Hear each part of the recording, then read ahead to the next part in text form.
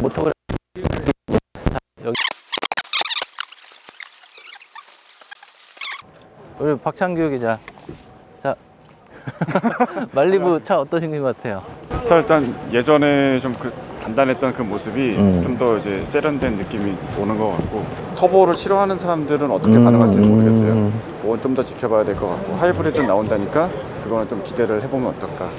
저희 전문가신 저희 카미디오 장진택 기자님입니다. 차 어떠신 것 같아요? 일단 차는 뭐 너무 잘 만든 것 같고, 예. 근데 터보만 라인업이 구비가 돼서 아직 미완성된 듯한 디젤도 좀 껴놓고 하이브리드 껴놓고 이렇게 준비해서 들어왔으면 좋은데. 저 우리 동아닷컴의 김홍기 기자님입니다. 차 어떤 것 같아요? 디자인은 괜찮은 것 같아요? 디자인 빼고는 앞면이 멋있게 생겼어. 앞면이 멋있는 것 같다고요? 가격 뒷면은요? 뒷면은 기존이랑 큰 차이를 못 느끼고. 뒷면은 큰 차이를 못 느끼고. 네, 지금 기자들이 좀 밥을 먹으러 가서 좀 한산해졌습니다. 급하게 빠르게 다시 쳐들어오기 전에 살펴보도록 하겠습니다. 일단 외관 보면은 차가 굉장히 큽니다. 그리고 여기 있는 그 가로 라인, 헤드램프에서 이렇게 전면부를 가로지르는 쭉 이어지는 라인도 괜찮고요. 그러니까 최근까지 판매된 쉐보레 듀얼포트 그릴하고 완전히 달라졌죠. 변했습니다. 이전 거는 그냥 이렇게 동그랗게 두 개 이렇게 있었다면 이번에는 이렇게 쫙 찢었죠. 램프도 이렇게 그렇게 화려하거나 크진 않은데 이게 날카롭게 하면서 세부적인 이 안에 있는 램프 구성도 좀 굉장히 색다르게 했고요.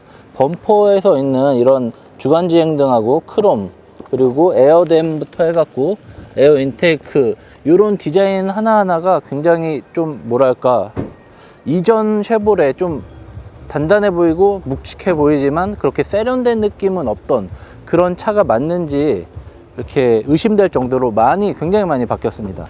근데 저는 조금 이게 아쉽다면 아쉬운 게 뭐냐면요, 여기서 이어지는 라인이 뭔가 너무 이렇게 밑으로 쑥 떨어지는 느낌이 이렇게 들어요. 그러니까 차체가 좀 앞으로 이렇게 쏠려 있는 느낌?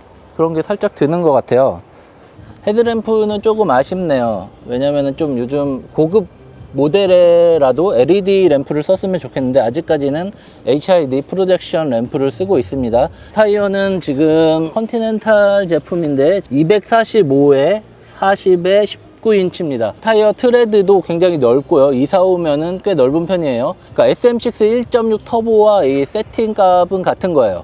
이 C필러도 굉장히 이게 뭐 A7이 느낌이, 아우디 A7의 느낌이 날 정도로 굉장히 쿠페스럽게 길게 뻗었죠. 트렁크 부분까지 이어지는데 옆에서 보면은 거의 이렇게 평평한 부분이 없어요. 이 지붕에서 C필러를 타고 내려오는 라인이 굉장히 쭉 매끈하게 이어집니다. 그러면서 살짝 이 뒤에 그 공기 저항, 일종의 스포일러 역할을 하게 하기 위해서 이렇게 뿅 이렇게 립처럼 튀어나왔는데 이렇게 좀 되는 느낌이죠. 괜찮은 것 같아요.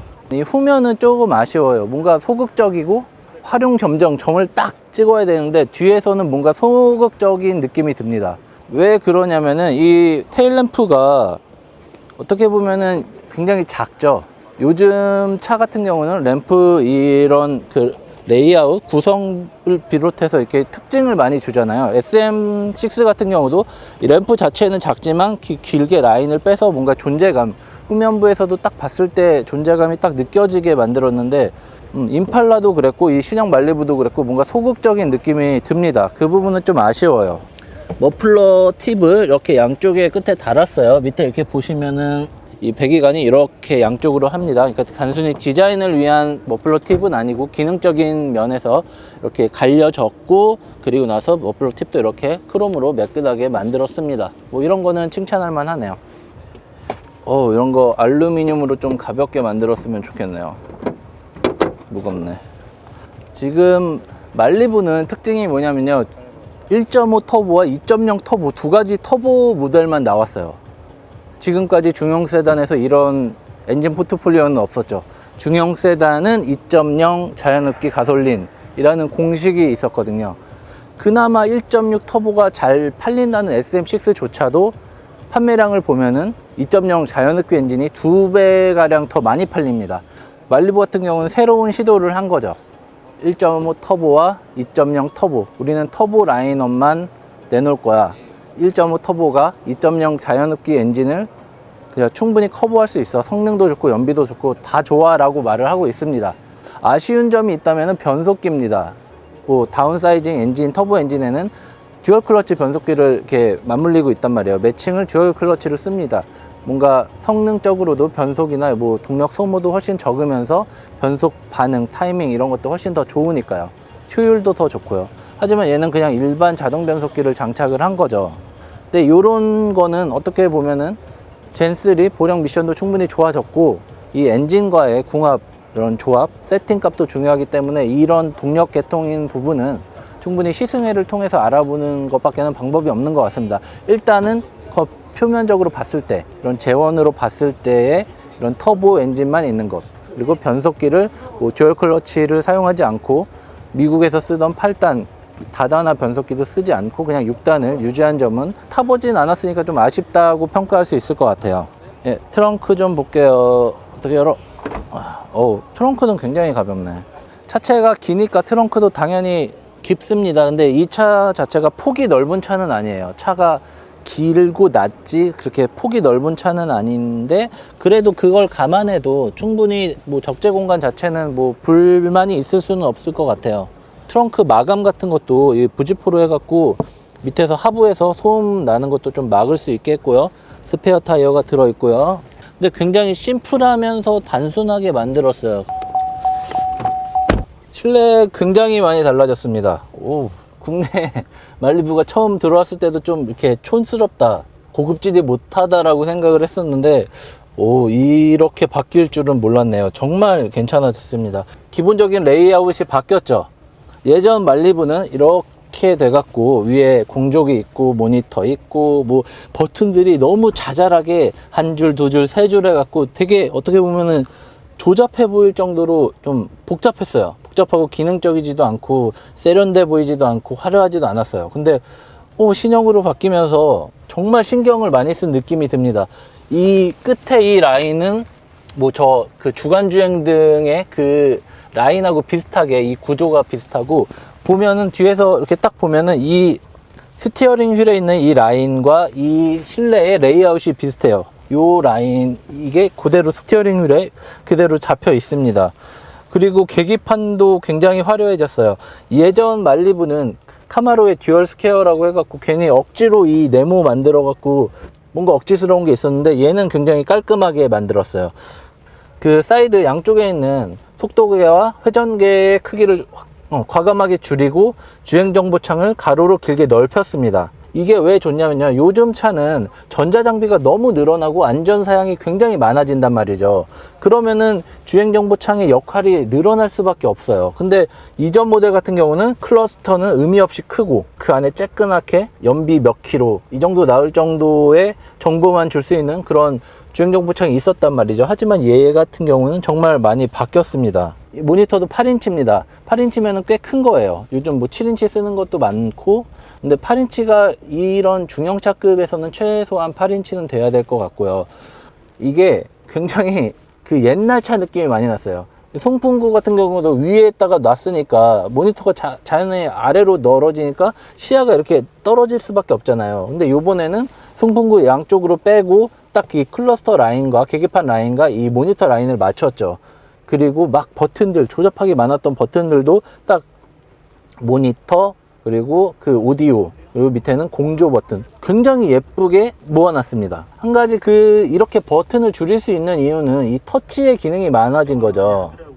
터치의 기능이 많아졌기 때문인데, 항상 저는 말하지만 이런 거 같은 경우는 현대차가 잘하는 것 같아요. 이런 내비게이션 같은 거 있으면은 그 목적지나 뭐 현위치나 뭐 이런 거 정도는 이렇게 추가 버튼으로 해서 누를 수 있게, 급할 때 빨리 누를 수 있게 하는 거를 시스템을 했으면 좋겠는데, 얘는 터치가 많죠. 이런 조작은 다 터치로 해야 되기 때문에 이렇게 급할 때 사용할 때는 조금 이렇게 번거로울 수도 있어요. 그리고 나이 많으신 분들은 터치보다는 직관적으로 딱 누를 수 있는 버튼을 더 중요하기 때문에 여기에 뭐 조그 셔틀로 이렇게 커맨드 버튼을 놔서 이렇게 조전을 할 수 있게 하는 그런 기능도 나중에 들어갔으면 좋겠네요. 그리고 이 차 같은 경우는 핸드폰과 연결해서 애플 카플레이를 쓸 수 있습니다. 미러링이 가능하다는 거죠. 지금 케이블이 없어서 안 되는데요. 작년에 나온 쉐보레 스파크에도 들어가 있고요. 얼마 전에 출시된 캡티바 페이스리프트에도 이런 미러링 시스템이 들어가 있습니다. 이 시스템은 똑같아요. 근데 한 가지 웃긴 게 여기 보면은 무선 충전 그 기능이 있습니다. 이렇게 딱 굉장히 이건 잘했어요. 스마트폰이 쏙 들어갈 수 있게 잘 해놨어요. 한데 아이폰 같은 경우는 무선 충전을 지원하지 않습니다. 이게 특별한 케이스를 끼워야만 충전이 돼요. 그리고 이 애플 카플레이는 안드로이드를 지원하지 않습니다. 그러니까 아이폰이 있는 사람은 카플레이는 이용할 수 있지만 무선 충전은 못하는 거죠. 그리고 안드로이드를 쓰는 사람은 휴대폰 충전은 가능하지만 카플레이는 못 쓰는 거죠. 어차피 내비게이션이 들어있기 때문에, 내장되어 있기 때문에 굳이 카플레이를 쓸 필요는 없지만 뭔가 서로 이 두 가지 소프트웨어가 매칭이 둘 다 뭐 안 되는 그런 거에 있어서는 좀 아쉬운 것 같아요. 그리고 보면은 이게 기어봉에 잡는 느낌이나 이런 것도 꽤 괜찮아졌는데 여전히 이게 토글 시프트가 있어요. 토글 버튼이죠. 이걸로 수동 변속을 하는 거예요. 근데 얘네가 터보를 만약에 2.0 터보도 만약에 패들 시프트가 없이 토글로만 한다 그러면은 너무 심심할 것 같아요. 이건 고성능 250마력, 260마력짜리 고성능인데 여기서 손가락으로 깔짝깔짝 하면서 변속을 하면은 그건 정말 재미없고 운전자한테 차에 대한 신뢰거든요. 패들 시프트가 없더라도 이렇게 옆으로 쳐갖고 수동 모드로 놓고 시프트 업, 시프트 다운 하면서 운전할 수 있게 해줘야 되는데 왜 이렇게 토글 시프트를 계속 고집하는지는 솔직히 잘 이해가 되지 않습니다.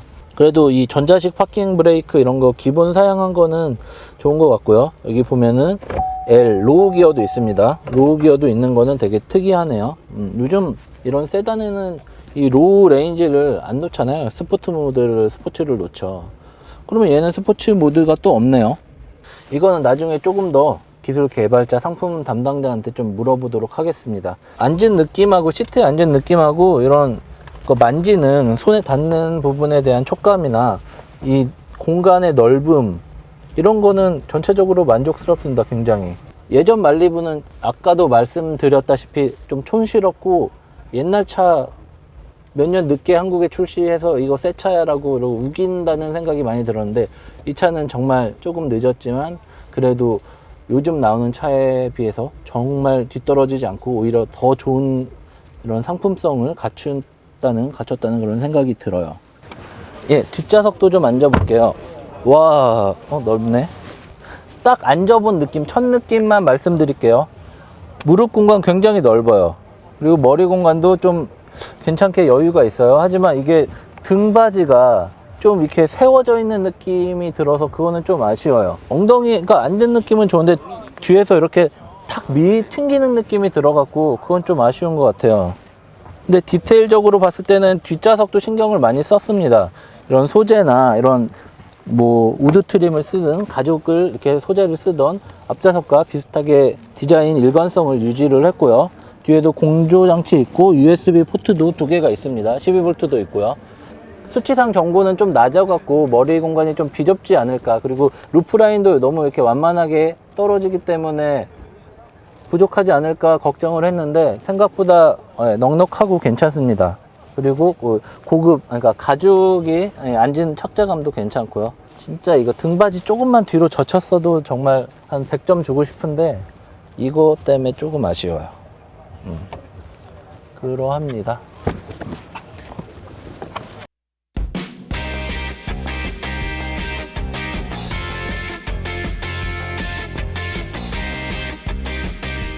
네, 지금까지 고척 스카이돔에서 쉐보레 신형 말리부를 간략하게 살펴봤습니다. 정말 흥미진진해졌어요. SM6가 포문을 열었죠. 잘 팔리고 있습니다. 거기에 말리부 조금 늦었지만 그래도 추가됐어요. 추가됐는데 생각보다 기대 이상으로 디자인이나 사양이나 꽤 상품성이 만족스러운 것 같습니다. 사람들이 정말 고민을 할 것 같아요. 예전 같았으면 소나타 사면 되지, K5 사면 되지 라고 생각을 했던 소비자들이 이제는 뭐 사지? 선택지가 2개에서 4개로 늘어난 거죠. 거기에다가 이제 다운사이징 터보 엔진, 1.5 다운사이징 터보 엔진과 고성능 2.0 고성능 터보 엔진까지 이게 선택의 폭이 워낙 다양해지고 스타일도 각자가 다 다르고 뭔가 이 소비자들은 즐거운 비명을 지를 수밖에 없을 거고 그런 중심에 이런 쉐보레 말리부가 큰 역할을 할 수 있을 거라고 그런 생각이 듭니다. 특히 뭐 공격적으로 가격 정책까지 2,300만 원부터 시작되는 가격까지 해갖고 진짜 그동안 쉐보레 한국 GM 좀 이렇게 욕을 많이 먹었어요. 왜 이렇게 신차 늦게 내보내냐, 풀체인지 맞냐, 사고리다 이랬는데 이렇게 좋은 차를 이렇게 좋게 이런 좋은 시기에 맞춰서 내놨다는 거는 앞으로 충분히 변화 가능성이 있다. 앞으로 쉐보레도 더 잘 될 수 있다라는 생각이 들게 했습니다. 지금까지 모터그래프 전승용 기자였습니다.